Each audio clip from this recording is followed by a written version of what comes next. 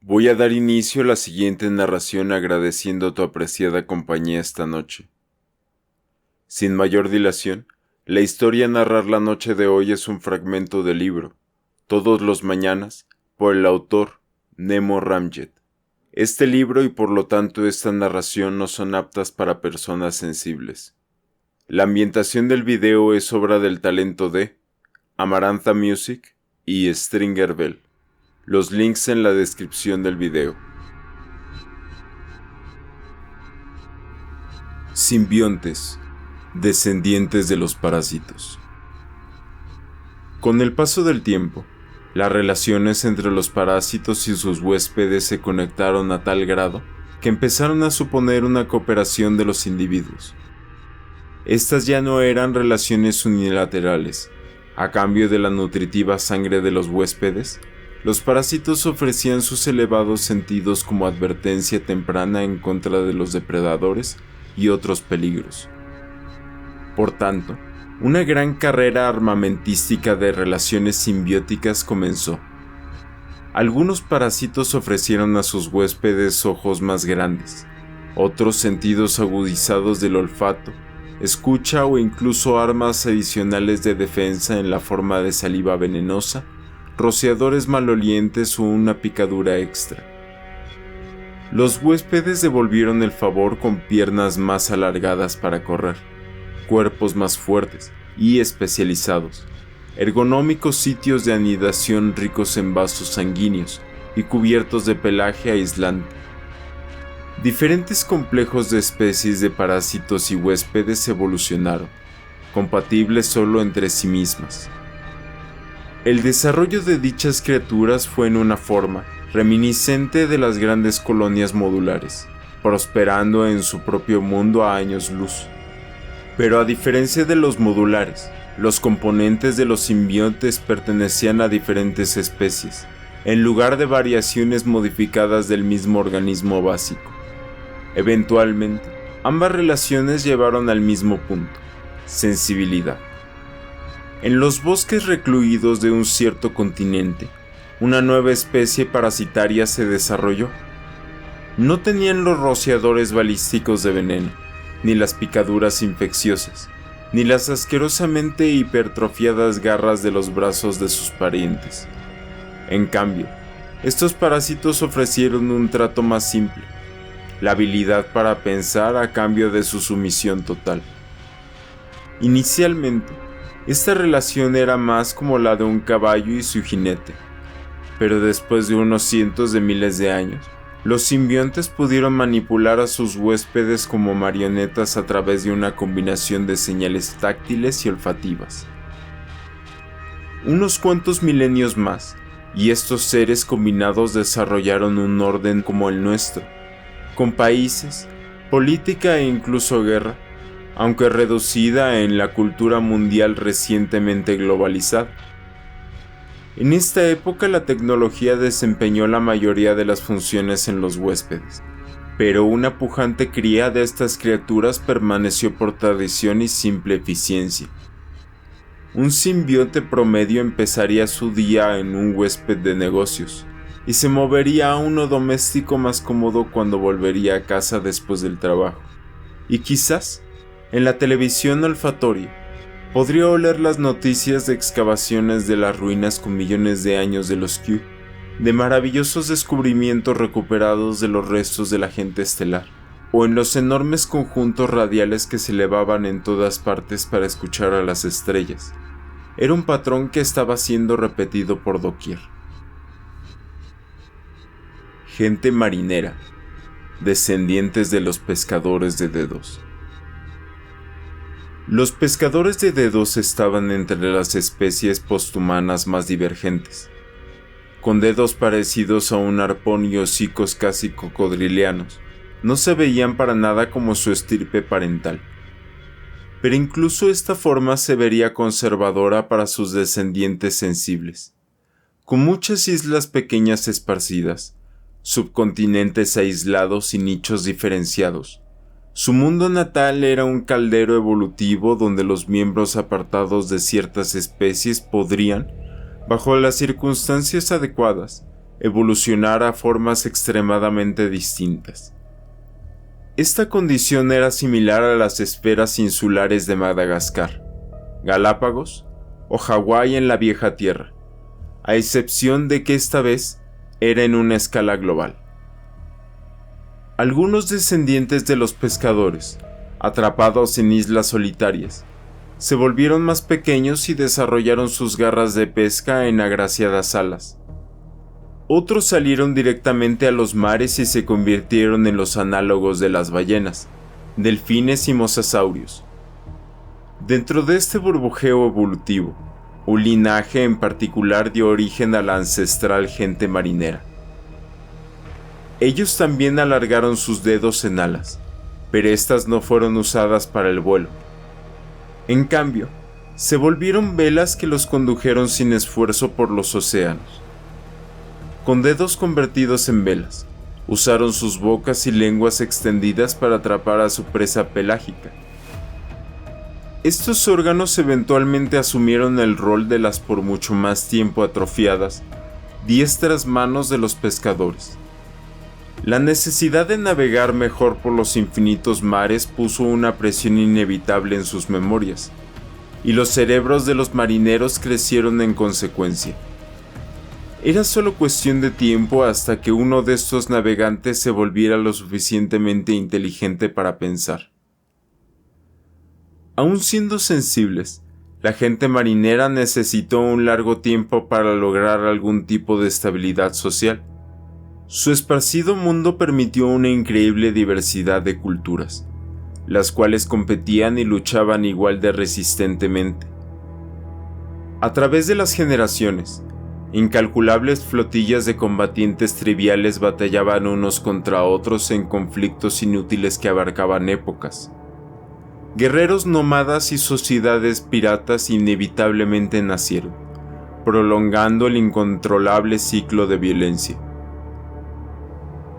Solo cuando una cierta tribu guerrera desarrolló la guerra a una escala industrial, la sociedad estatal necesaria para respaldarla, y luego, cuando esa noción de modernidad produjo una idea de paz, la gente marinera finalmente logró unificarse.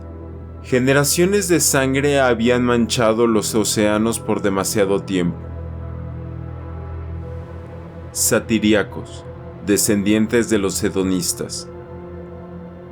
Su existencia empapada de placer, encerrada entre su estático mundo paradisiaco y su inherentemente lento paso evolutivo, parecía inmune al cambio. Tal vez esto fuera cierto por unos millones de años más o menos, pero en esas escalas más grandes, la completa éxtasis era un mito. Durante una era en particular, las agitaciones geológicas tiraron gigantescas masas terrestres sobre los océanos de poca profundidad de su mundo. Los hedonistas, hasta ese entonces atrapados en una única isla no más grande que la Islandia de hoy, no tardaron en colonizar estos nuevos pastizales. Esto era más que un éxodo necesario, puesto que los eventos que alcanzaron las nuevas tierras también habían arrojado enormes nubes de ceniza que sofocaron la atmósfera y bloquearon el sol. Con su inocencia finalmente estropeada, la mayoría de los hedonistas murieron, incapaces de adaptarse. Los únicos sobrevivientes eran maníacos de rápida procreación que habían abandonado las peculiaridades reproductivas de sus ancestros. Fueron estas formas las que colonizaron el recién nacido continente y dieron lugar a una multitud de especies que incluían a los satiríacos, herederos sensibles de los hedonistas. Estos seres se parecían a sus ancestros en un vasto grado, excepto que ahora lucían enormes colas, órganos de balance sin huesos, tejidos de músculos pélvicos extendidos y grasa. Junto a este apéndice, sus cuerpos enteros fueron reorientados en horizontales, casi dinosauricas posturas. Aunque habían abandonado las estrategias de reproducción frenéticas de sus ancestros, sus vidas sociales mantenían un tinte encantador de promiscuidad casual. La civilización satírica fue veloz en establecerse a sí misma globalmente, incluso con las masas de tierra adicionales. El dominio terrestre de su mundo permanecía no más grande que Australia. Por un tiempo, 3 y luego 2 imperios competían uno contra el otro, antes de disolverse en una miríada de pequeñas naciones y reunificarse finalmente en un orden mundial coherente. Desde este punto en adelante, el mundo satiríaco se convirtió de vuelta en un Valhalla de placer, con festividades, conciertos y orgías ritualizadas puntualizando cada semana de trabajo. Esta vez, sin embargo, podía ser saboteado por la inteligencia verdadera. Caras de bicho, descendientes de los insectófagos. A lo largo del tiempo, sus ancestros insectívoros llegaron a asemejarse a sus presas. Endurecidas, correosas placas faciales, una vez usadas para defenderse contra picaduras y mordiscos, se osificaron y se integraron en la estructura de la mandíbula. Sus manos y pies, con un reducido número de dedos, se desarrollaron en asuntos como pinzas. Su metabolismo incluso se revirtió parcialmente a una ectotermia en el cálido, perezoso clima de su planeta. Pero no fue ninguna de estas adaptaciones las que les dio la ventaja en la supervivencia. En palabras sencillas, un defecto congénito les permitió recuperar su sensibilidad. Incluso después del asfixiamiento de los Q, los genes del agente estelar se mantuvieron durmientes en sus células. A través de coincidencia pura, un linaje de insectófagos desarrolló una regresión atávica, resultando en cerebros más grandes, los cuales resultaron ser útiles para abrir nidos de insectos con toscas herramientas de piedra. Fue un viaje fácil de aquí en adelante, aunque de milenios en sí mismo. El desarrollo de una hacha de piedra hasta una nave espacial fue un parpadeo en tiempo geológico. Como muchas otras especies, los caras de bicho pasaron a través de ciclos consecutivos como imperios agrarios, en su caso cultivadores de nidos, esfuerzos coloniales, industrialización, guerras mundiales masivas y finalmente estados mundiales globalizados. Pero había una cosa que separaba su desarrollo del de todas las otras especies posthumanas. Enfrentaron otra invasión alienígena. La historia no registró mucho acerca de los invasores, excepto que a diferencia de los Q, lo suyo era un esfuerzo singular y que fue derrotado en un intenso ciclo de guerras orbitales y terrestres. Aunque vencidos, los invasores sí tuvieron éxito en dejar atrás sus huellas. Introdujeron su propia flora y fauna, la cual floreció en el planeta natal de los caras bicho, mucho después de que partieran. Más importante, imbuyeron a los pobres caras de bicho con una xenofobia patológica entre especies, al punto en el que temían incluso a sus primos posthumanos en otras estrellas.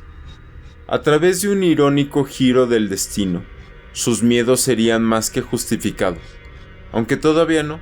Los caras de bicho aún tenían tiempo.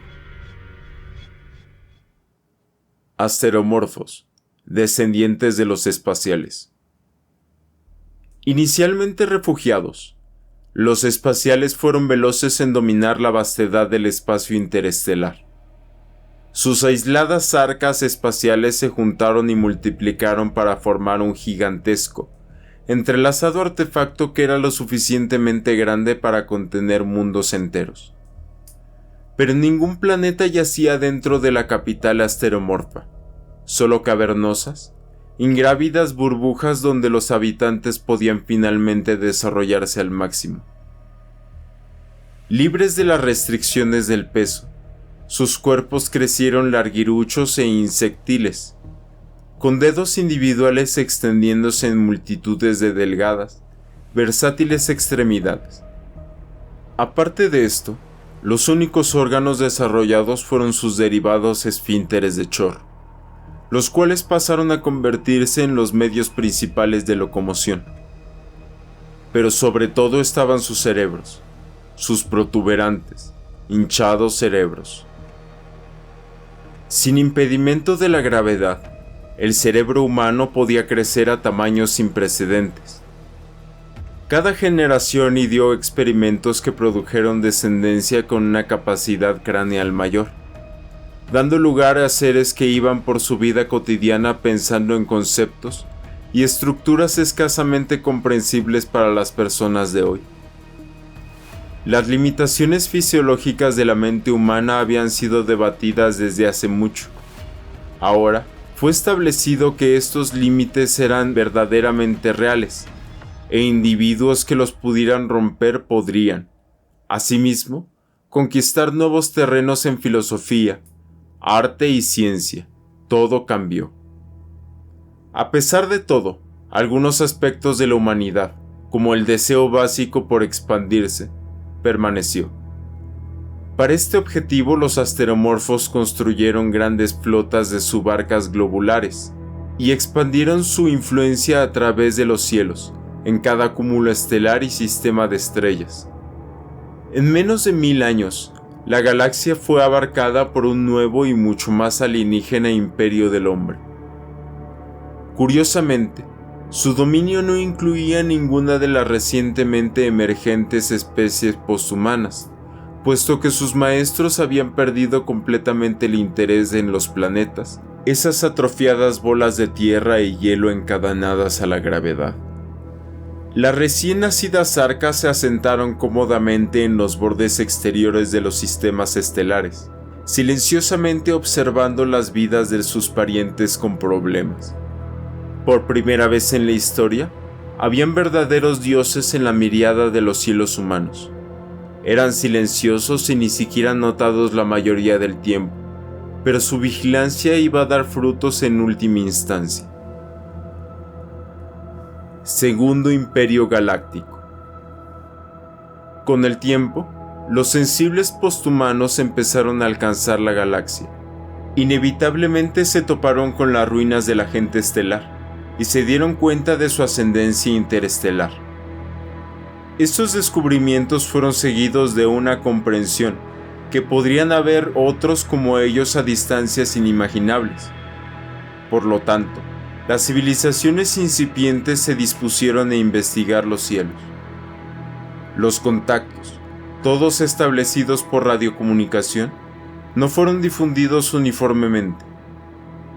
El imperio inició poco más de unos millones de años después de la partida de los Q, con el primer diálogo entre las más tempranas gente asesina y satíriacos. Unos pocos miles de años después se les unieron los criadores de herramientas, saludando desde las profundidades oceánicas a través de conjuntos radiales vivientes. La segunda oleada de especies sensibles se unió durante los 10 millones de años siguientes. Cuando la totalidad modular, los Therosapiens y los jóvenes asimétricos contactaron a sus primos celestiales. Finalmente, en los siguientes 20 millones de años, civilizaciones recientemente en evolución como los saurios, la gente serpiente, los parásitos simbiontes y la gente marinera se comunicaron sucesivamente con el creciente imperio galáctico. Los caras de bicho fueron conscientes de todo el progreso, pero, debido a su experiencia xenofóbica, solo se abrieron después de unos alucinantes 40 millones de años en silencio. Esta unión fue un imperio de habla, puesto que el viaje actual entre las estrellas era demasiado complicado para ser práctico. Como en las colonias pasadas de la gente estelar, los posthumanos cooperaron a través del irrestricto intercambio de información y experiencia, si bien cubriendo cada aspecto de una asombrosa variedad de culturas. Los esfuerzos del imperio se centralizaron en dos cuestiones principales: la unificación política, aunque no homogeneización, y la conciencia galáctica, constante preparación por los posibles invasores alienígenas. Todos se habían topado con los restos de los misteriosos Q. Nadie quería una repetición del mismo escenario. Cuando el Segundo Imperio encontró a los asteromorfos, quienes habían silenciosamente saturado la galaxia con su propio imperio del hombre, temieron lo peor. Pero afortunadamente para ellos, los seres divinos no estaban interesados en el Segundo Imperio ni en ninguno de sus mundos. A los asteromorfos se les dio un amplio margen y fueron aceptados como eran, incomprensibles, omnipotentes fuerzas de la naturaleza. Este esfuerzo coordinado duró casi 80 millones de años, durante los cuales sus especies miembro obtuvieron previamente inimaginables niveles de cultura, bienestar y tecnología. Cada especie colonizó unas pocas docenas de mundos de su propiedad, en las cuales naciones, culturas e individuos vivían al máximo potencial de su existencia. No es necesario decir que todo esto fue posible únicamente a través de la comunicación constante y una apertura total a la galaxia. La mayoría de las comunidades tomaron esto por sentado y la participación obedientemente en los diálogos galácticos. Pero habían otros, silenciosos, oscurecidos seres que se negaban a unirse. Mediante ellos vendría la ruina del imperio. Gravitales, descendientes de los perseguidores de ruinas. Tras la elección de los Q, el Segundo Imperio Galáctico tuvo una vigilancia constante en contra de la invasión alienígena.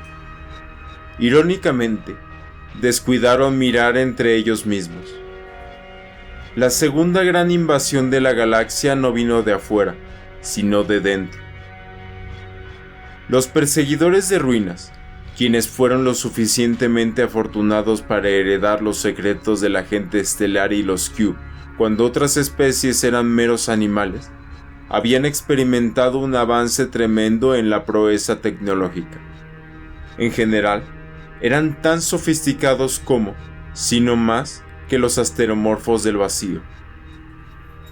Pero su ascendencia no era una sana. Recordemos que la mayoría de los perseguidores de ruinas ya estaban trastornados con una retorcida asunción de ser los únicos herederos del agente estelar. Se negaron a comunicarse con sus parientes en los otros planetas y se mantuvieron en sus propios asuntos. Esta arrogancia neurótica asumió proporciones verdaderamente peligrosas después de que los perseguidores de ruinas se modificaran a sí mismos.